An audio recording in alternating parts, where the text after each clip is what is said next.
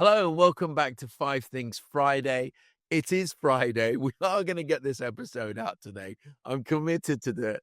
I'm joined by my wonderful co-host, Simone. And as they say, let's roll the credits.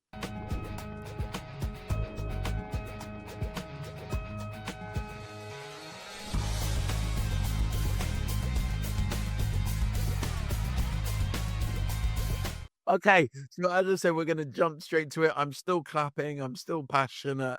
Let's start. Well, I'm going to start with Boots in the UK. Boots have done, I think Boots have done a phenomenal job of staying relevant to their customers and understanding the trends that are coming, and more importantly, the competitors that are coming after their business. And so with that, Boots have decided to launch their first ever fragrance only boutique at Broadgate, central London on the 23rd of October, just in time for Christmas and the gifting season. The 2,150 square foot space will stock over 400 luxury and niche scents, got to call it scents, including 20 own brand to Boots. And I think Boots, again, phenomenal job on their own brand, getting it right.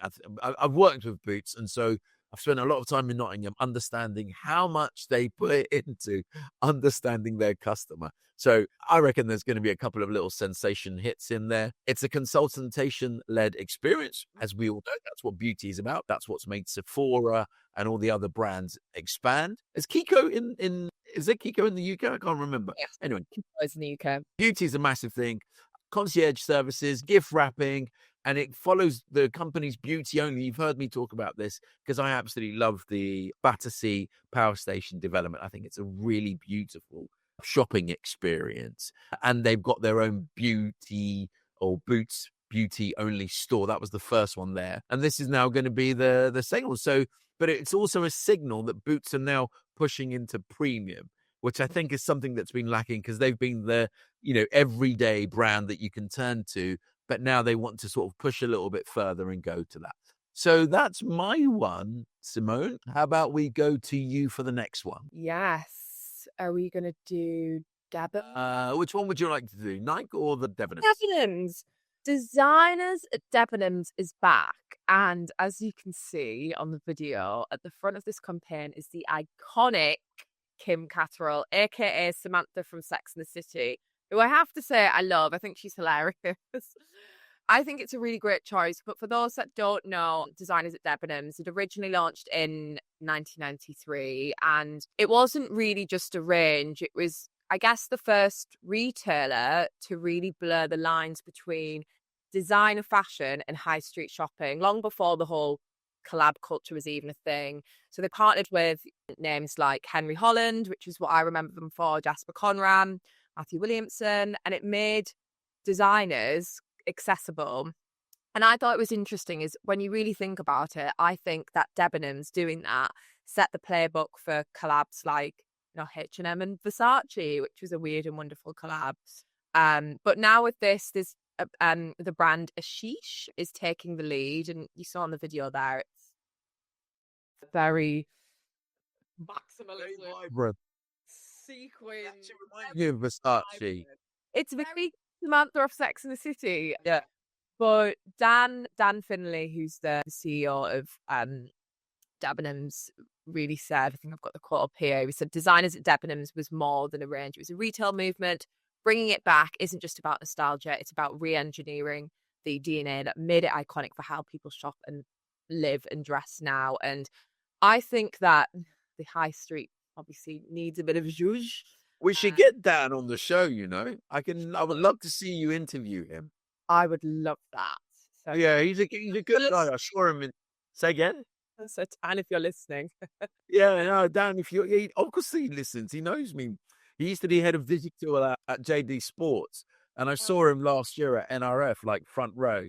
He was on a panel talking. So I'd love to see you talk to him because you're the type of shopper that he wants to bring to Debenhams. Absolutely. And I'm really interested in delivery partner. Those, whether the product lands or not. I mean, I love that vibrant kind of product. I think it's really smart Cattrall. But yeah, I love what they're trying to achieve, and yeah, bringing Debenhams really back into the conversation. So excited to see where that goes. Fantastic. This is the upbeat show, right? So we're going to keep things upbeat because there's so much negativity. But it's coming to the season. It's the golden. I mean, we've got Halloween and we've got bonfire night, but after all of those, there's Christmas, and there's actually Prime Day next week or the week after, which statistically, globally, has become the shopping event for Christmas. I'm going to try and say this correctly. Søstrene Grene, which is just pronounce it Søstrene Grene. They're having a phenomenal time. Let me add them so you can see what I'm chatting about. There you go. So it's Christmas. You know, you're getting into the season. They're Danish homeware retailer, a little bit like IKEA when you go through the stores, but shoppers absolutely love them. And they've had a record year, and they've named the UK as their standout growth driver for 24-25. So they saw their profits rise from 31% to 314 million, and UK revenues have jumped 130%. I think this, for me, signals that little bit of indulgence that we like, that is affordable. It's affordable indulgence. And the UK is lapping it up, and they're going to open another 67 stores during the year. And I'm getting invited to do something. But anyway, fantastic story, going from strength to strength. Expect to see them in your part of the UK if they're not already there. And their profits are growing year on year. And remember, this is not financial advice. Back to you, Simone. Oh, we've got positive topics today. I'm liking this. Very upbeat. Next is speaking about the Nike and Skims drop, which happened this week. I know they announced it earlier this year, and when they did, I thought, yeah, very smart. We've spoken before, Alex, about how competitive the athleisure and sportswear space is. I think everyone's really fighting for attention, from legacy giants like Nike to more of the, I guess, newer brands like Adanola and Alo, and even, you know, Lululemon is obviously, they're all constantly fighting for the space. Yeah. Nike, as big as it is, has been under a lot of pressure to stay relevant, especially with kind of younger and more, I guess, culturally plugged in audiences. And this is why I think the Skims collab is so interesting. And Kim Kardashian had said, founder and face of Skims, had said it's not just about sales, it's about the cultural impact.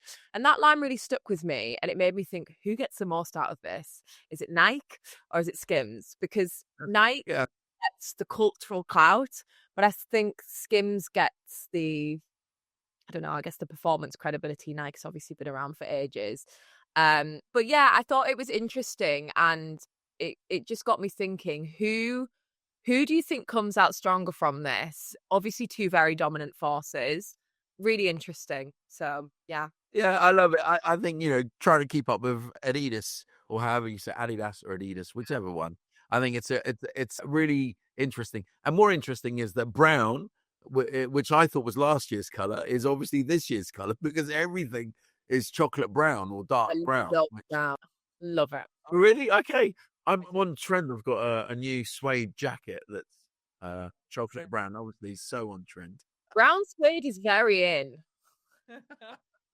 Laura Ashley has officially returned back to bricks and mortar in Lakeside, a 10,000 square foot flagship at Lakeside that's opened last week, actually, on the 26th of September. And it's a standalone store in 5 years. The site is operated in partnership with Next. Next traditionally don't fail when they do these types of brand activations, because it was an acquisition by Marquee Brands in January. And so expect to see, as you can see from their Instagram, a full decor assortment, sofa shop, and a paint leaning hard into labels interiors DNA, right? So they're sticking to the interiors. I don't know if there's actually fashion here, but anyway, they've come back. You can go down to Lakeside to see them. Hopefully we brought you a little bit of sugar in a sea of bitterness. That's the news stories. And also, I guess, to sort of highlight what we're also seeing is this separation between retailers like Tesco's posting profit uplifts. They're going to be making more money, where in luxury and Selfridges, they're posting downgrading their forecast. So again, it's really interesting space to watch, ever fast and ever moving, changing. Simone, any final thoughts before we say goodbye for the week? It's been a very positive one this week. I'm loving it. There's been no doom and gloom. You're Feeling good, right? You're going to live. All right. Well, that positivity, Simone, thank you so much for being with us and sharing your thoughts. And I look forward to seeing you next week. See you next week.